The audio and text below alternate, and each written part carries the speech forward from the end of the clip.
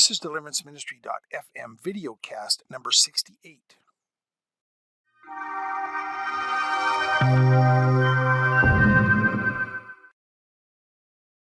Hello again, everyone. Welcome to another episode of deliveranceministry.fm, where we give you proven insights about the demonic realm and deliverance ministry so that you can be much more effective in waging spiritual warfare. This is Dr. Don Ibbotson with Above and Beyond Christian Counseling, and here again with Dr. Phil. Hey, Dr. Don. Good to be here. Yes, it is good to be here. We've, as I mentioned, we've got we took a little bit of a break there for a while, just getting some other things going, and we're back doing these podcasts, and I think we've got a very interesting one today. And one of the things we're doing now and started to do is, and I did mention it the last time, is we're starting to video these, and we'll be releasing these as video casts at some point in the future. Yes, there you go. if you're watching this at home, but we're not going to have that real soon, because what we've done is we've made video casts out of our earlier ones. So we're up in like episode 68 now. So we've started to release the original ones. We don't have the videos of those. We've just got some graphics up there on YouTube, because quite frankly, our YouTube presence over time has grown. There's a lot more people really listening and watching our YouTubes than pretty much anything else. Articles, podcasts. Yeah, YouTube is definitely the winner. It's been winning the race so far. So we decided to release them on YouTube, and we'll be doing that once a week. You can find us there. Above and Beyond Christian Counseling, of course, is the channel name. And so we're releasing these video casts on that. Of course, we do other videos of podcasts, different things there as well. But we're just interested to see how that unfolds. So, with that, I want to just jump right into the topic today. It is a topic that's has to do with the spirits of fear that return after deliverance. And if you've been listening to our sessions or know how we do deliverance, we have a 5-step process that we lead people through. We do an interview to get the background about open doors, and we do a teaching on open doors with some homework to the person to do. The third session is you'll be doing we teach on how to close the doors for demonic torment. The person has some more homework to do. And then session 4 is the deliverance session, typically a 2-hour session, whether it's in the office or whether it's done over the internet or over GoToMeeting. And is that something else that's growing? We've talked probably well over, I would say, over half of our clients now, right? Are coming in over the internet. And is that all that international stuff you've been working on the airwaves for a long time? It's really, harvest is coming in. Well, we're getting found. There's such a need for deliverance ministry. It's, really unfortunate that people can't find and get the help where they live. But, people are finding us on that, so we're doing it over the internet. It works pretty well. It does. And so we do that, and that's session 4, the deliverance. And then the session 5 session, and this is kind of the launching point for today, we do a session afterwards, a few days to a week later, to share on how to stay free, how to walk out deliverance, how to discern and then be able to resist these spirits when they seek to come back to the house. And it's one of the scriptures we talk about pretty we emphasize it. It's in Matthew 12, 43 to 45. Jesus talked about it in the red letters. He said, a spirit comes out of a man, goes to dry and uninhabited places, seeking rest, finding none. That spirit says, I'm going to come back to the house. And so one of the things we talk about, and, the elements of walking out deliverance, but is part of it. But the other part is being able to discern and resist these spirits, because that's the key. They're looking for an open door. They can't jump on you. We've got other podcasts that talk about all this. Demons can't jump on you.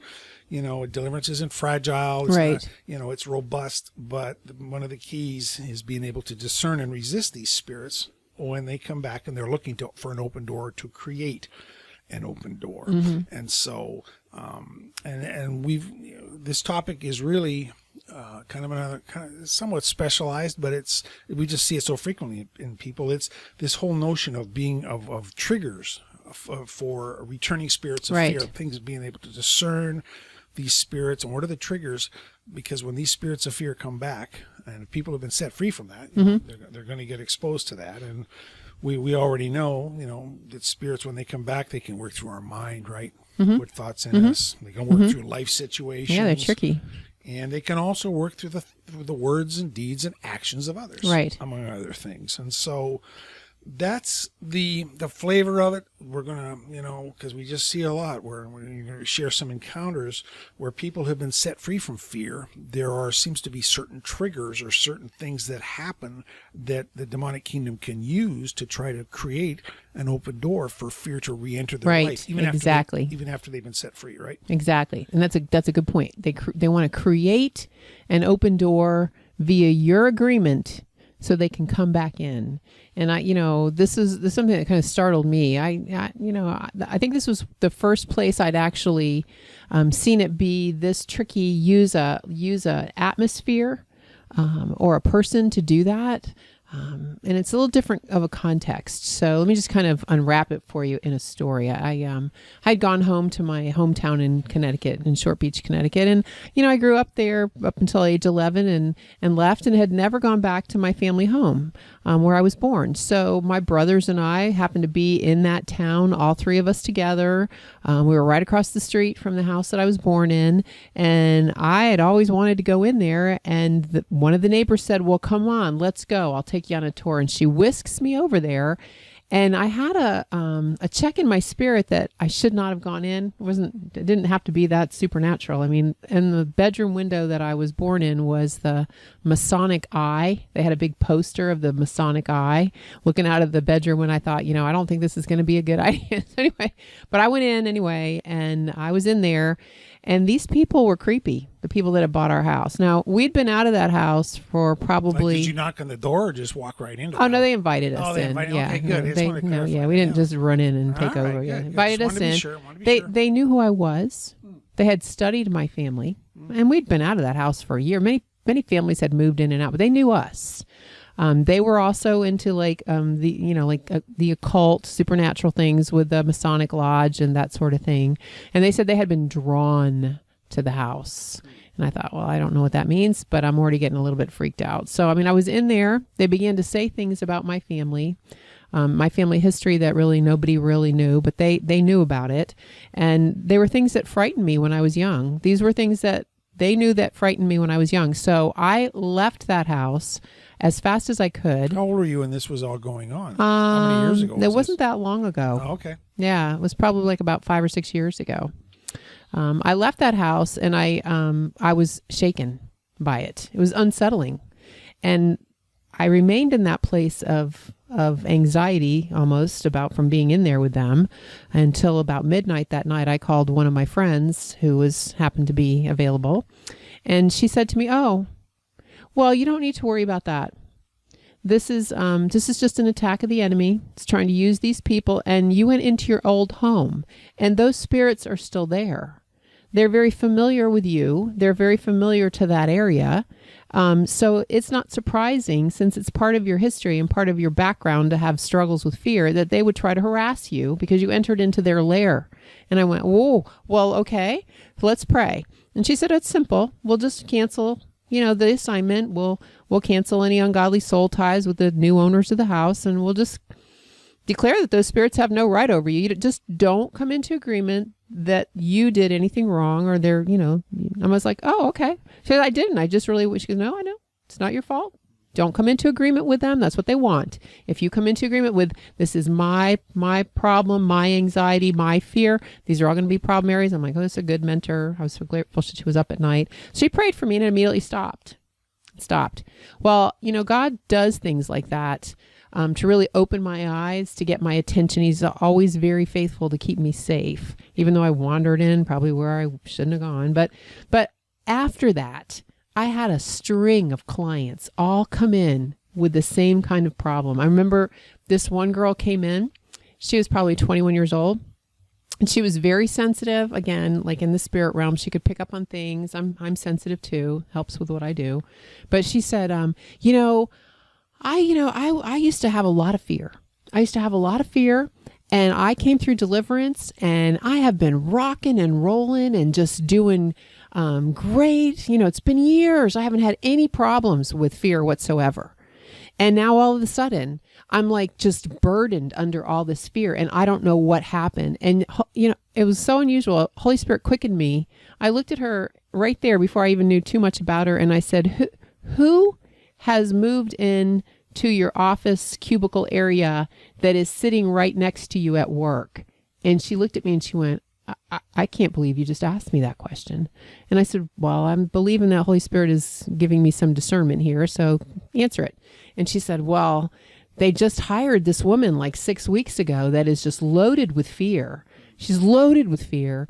And she sits there and she's nervous. I said, well, so there are spirits of fear in your environment that are in that. And she's like, yeah. I said, okay, they're not yours. They're not yours.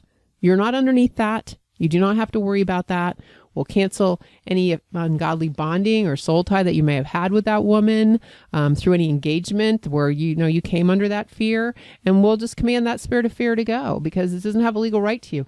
But now, I think what the problem is, a lot of times these people get around this and then they begin to own the fear, and that, like you said, the enemy creates a door to enter. But if you can catch it up first, like I did with her, we just commanded that to stop. And she was fine. She was fine.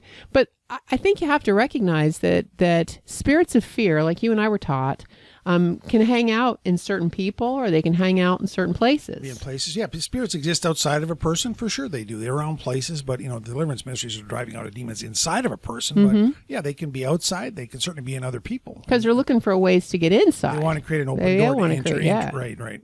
So we always learned back in the day that if you were a spirit of fear, where would be a good place for you to hang out? And we were taught, well, go to a hospital. There's probably lots of fear that's hanging out in a hospital, right? So, I'm aware of like that with areas, because then right after all that happened, I had a client come in who had been raped when she was younger. And, she had gone through deliverance. She'd gotten rid of all of that fear that came in with the sexual abuse and all of that and that rape. But she came into my office, and this is somebody that helped me and worked with me. I mean, solid. She goes, Phyllis, I don't know what's happened. And I said, what do you mean? She said, well, we're looking to move. And so I've been looking at a lot of different houses, a lot of different rentals, a lot of different places. But I went into this one house, and then I came home, and the same fear that was on me when I was raped was on me after I went into that house. So you know what? I did not come into agreement with it. I canceled its assignment. I thought, surely this is nuts.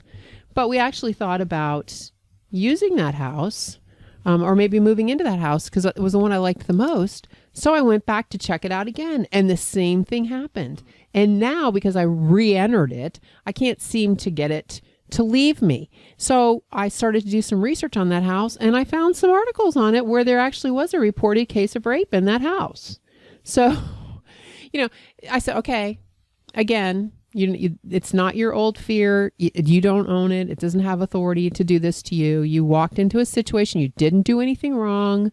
Just don't come into agreement with it. We'll cancel the assignment of anything that could have happened with someone in that house that would now try to harass you to create that open door. And we were able to do that. She was fine. But I think if it goes on too long, people come into agreement with it. They start getting used to the fear. They accept the fear. Oh, this is my fear. Or, this is, and I've had clients that have done that too. And then we've had to really go deeper.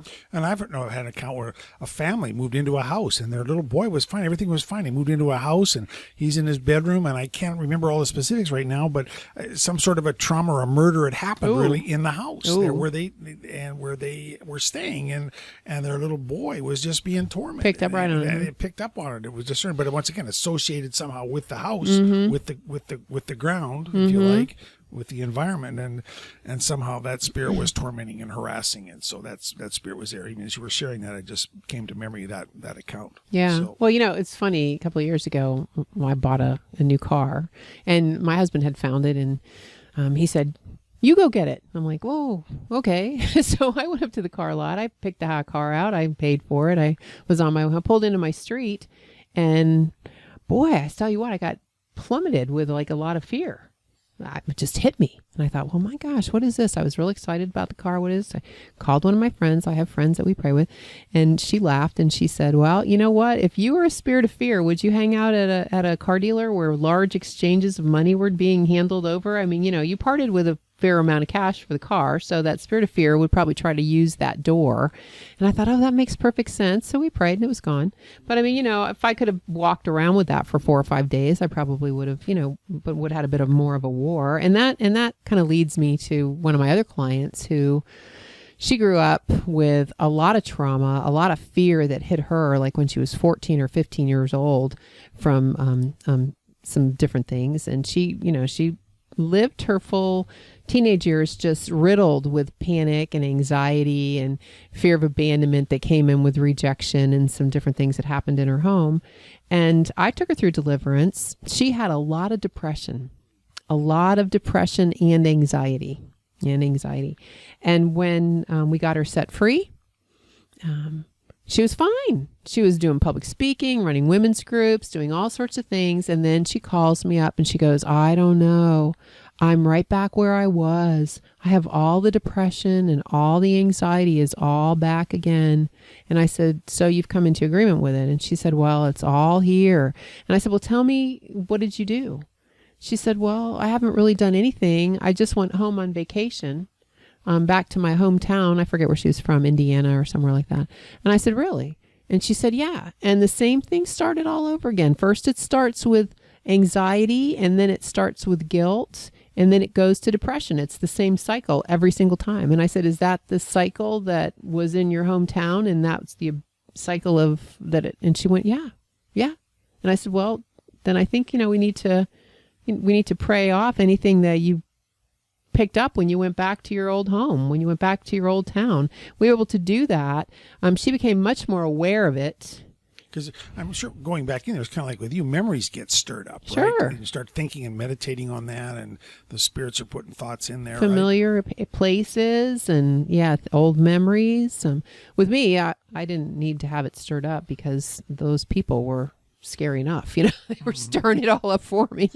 But with her, absolutely, she just came back into agreement with that old familiar pattern of depression and anxiety and guilt, and it was very cyclical. So we were able to cancel that, and now she guards herself when she goes home. She's proactive. She doesn't just wander in. She covers herself with the blood of Jesus Christ. She goes in under that covering, and she's fine. Well, and then what counsel did you give her in terms of dealing with a thought life? Because Paul says take the thoughts captive, right? So the thoughts are going to come, the memories are going to be there. So we have to say, okay, these thoughts are going to. Part of the discernment is it's capturing those thoughts and say, hey, this is these spirits trying to work. So what did you tell her in terms of how to respond to those thoughts? What did you tell her to do? Well, we went through a lot with that afterwards, but certainly take her thoughts captive, cover her mind with the blood of Jesus Christ, and think about things that happened there that were good. Not to come into like just the negative things that I'm sure she had plenty of good times there, but not to focus on things that are good, praiseworthy, lovely, and excellent, not the depression, whatever. And if if somebody, if she'd gone through deliverance already, she would have forgiven people that traumatized her. She'd forgiven herself. Yeah, all that was done. Say, hey, I forgave those people. I released judgments against them. The soul ties are broken. And same with ourselves. It was something, because a lot of the biggest open doors for people is their, if you like, unforgiveness towards themselves. Well, I would say, that is exactly the door that it used, because when she went back underneath that bondage of depression and anxiety and guilt, see, the guilt was blaming her. This is your fault. This is all back on you because of something you did. She's a very gentle individual. She's, so she could forgive everybody else, but forgiveness, we had to walk her through that forgiveness of herself again. You're right. I'd forgotten that.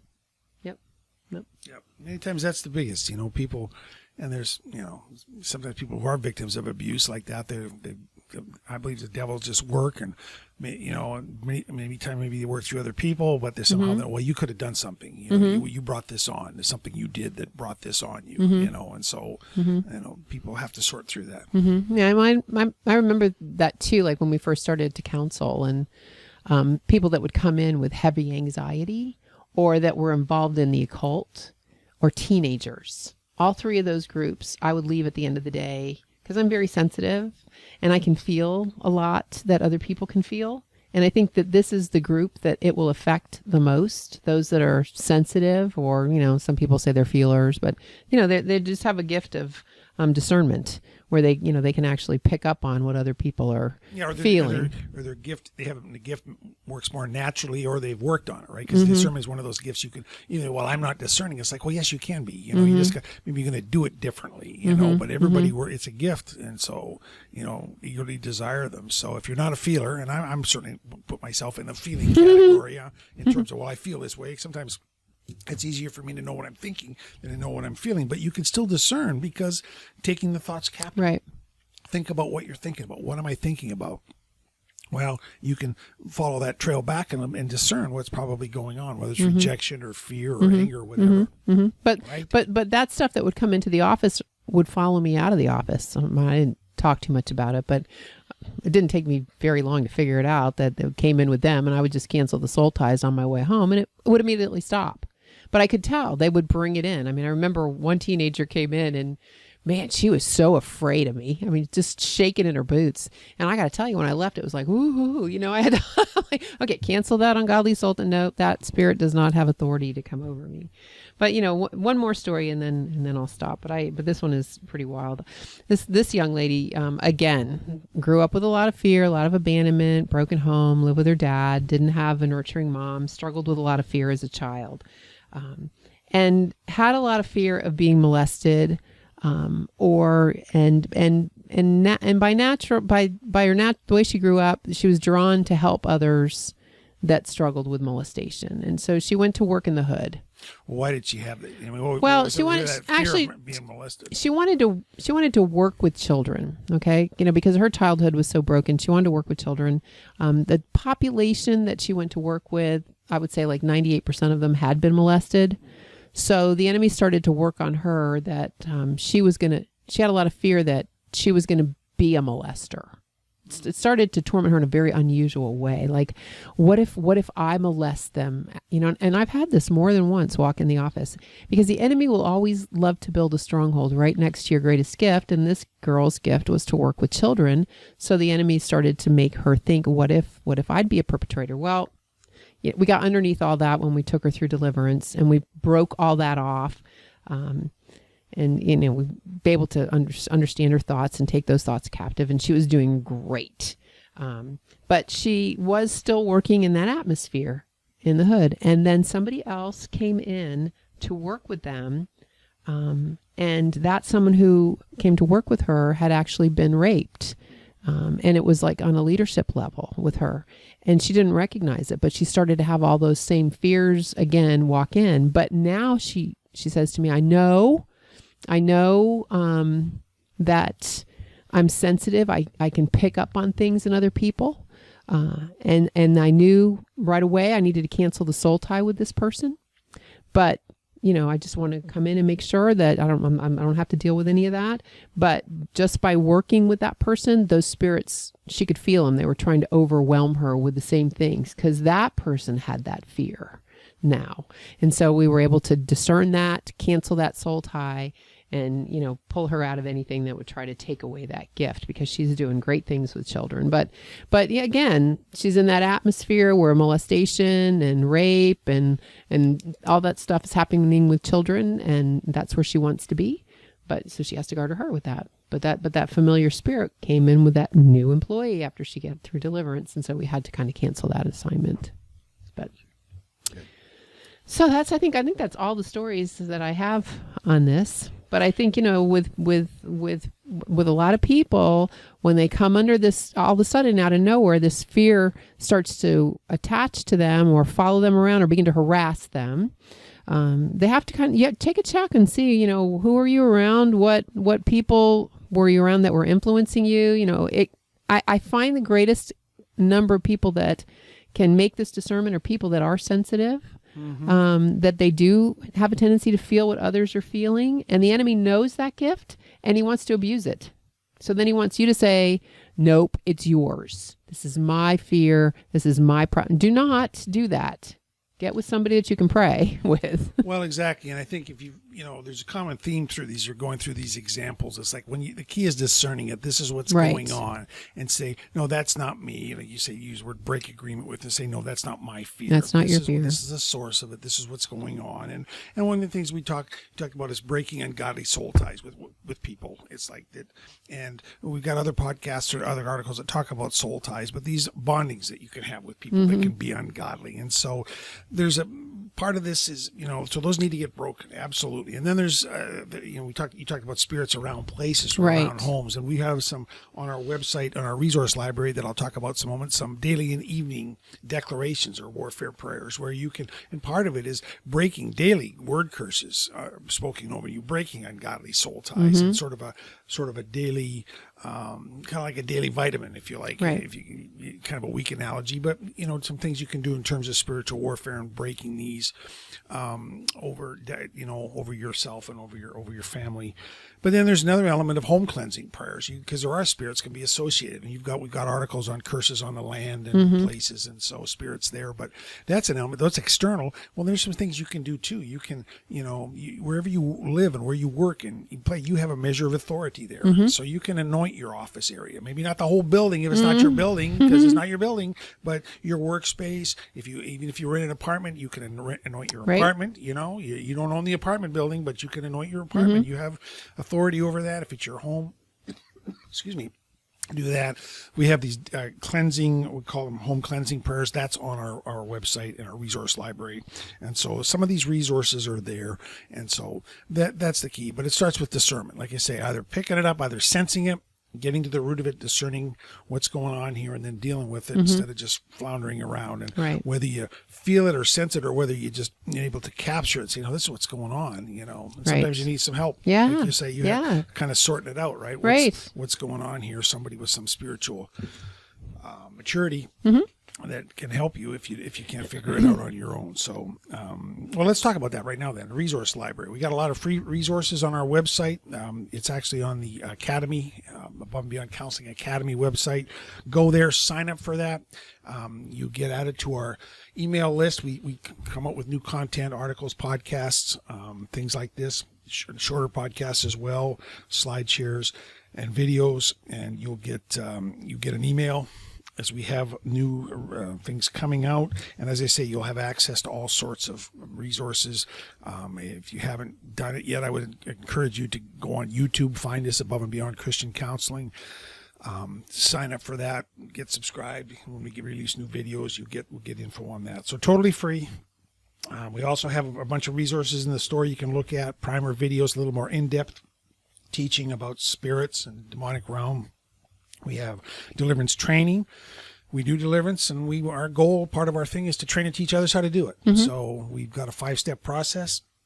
As you've been around and following us for a while, we were featured on a kind of a national TV program, Lisa Ling's show, Fighting Satan, basically, on deliverance ministry. So we have a process approach, so you can learn how to do that. You want to minister deliverance to children, you can do that. We have a Christian counseling degree and licensing program that we're part of, work with through the National Christian Counselors Association. So take a look at that.